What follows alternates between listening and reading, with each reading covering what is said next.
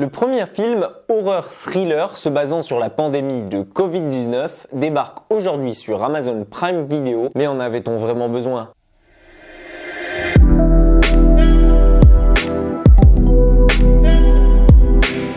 Bonjour à toutes et à tous, aujourd'hui on va parler de Songbird, un thriller tourné pendant la pandémie mondiale et pendant le confinement aux États-Unis. Évidemment, ce sont Michael Bay et son équipe qui se sont rués pour adapter en premier ce sujet en film, adapté tout droit de ce qu'on a connu en 2020, à savoir le confinement. Dans Songbird, on suit Nico, un coursier immunisé du Covid et qui fait partie de cette minorité de la population à encore pouvoir se balader librement dans les rues. On est en 2023 et le virus a muté par 4 fois, ce qui donne lieu à une variante plus infectieuse et encore plus dangereuse qu'auparavant, le Covid-23. On va donc suivre Nico à travers les livraisons qu'il effectue en ville afin que les gens puissent continuer à recevoir leur courrier comme auparavant. Mais malheureusement, à part les immunisés, plus personne ne peut réellement sortir dehors, car le virus se transmet désormais dans l'air et une simple bouffée au dehors pourrait vous infecter. Et c'est ce qui est arrivé à Sarah, la petite amie de Nico, qui est suspectée d'avoir contracté le virus et pour qui Nico va tout faire pour la sauver. Parallèlement, on suivra d'autres personnages, tels que celui de May, une jeune femme douée pour le chant et qui stream ses journées sur internet, Michael, un ancien vétéran déjà habitué à rester chez lui depuis qu'il est revenu d'Afghanistan il y a 6 ans de ça, ou encore Piper et William, un couple qui se fait de l'argent en falsifiant des documents et en permettant aux personnes de sortir de la ville. Tout ceci, bien qu'anodin, mis ensemble, permet au film d'avoir plus de réalisme et de le rendre vivant. En effet, le fait de suivre plusieurs points de vue et différents personnages nous permet de nous y retrouver à travers eux et de voir à la façon dont ils ont perçu le confinement, la manière dont nous l'avons nous-mêmes vécu. Alors j'avoue, au départ, je m'attendais à voir un nanar. Enfin, je savais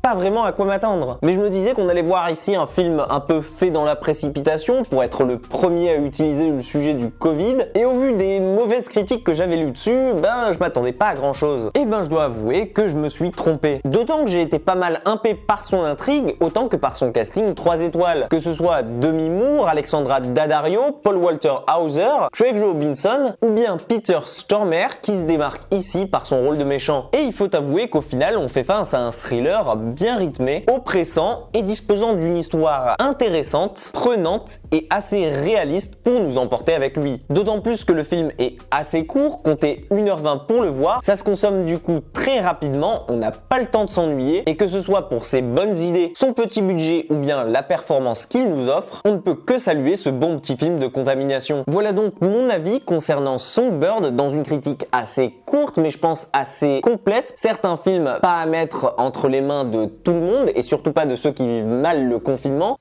Oui, certes. Mais qui a au moins le plaisir de me faire avoir tort concernant les préjugés que j'avais sur lui avant de le regarder. Si ma critique vous a plu et que grâce à elle vous savez quoi regarder ce soir à la télé, pensez à la liker, à la partager et même à vous abonner, ça serait super de votre part. Prenez soin de vous et quant à nous on se dit à très vite pour une toute nouvelle critique.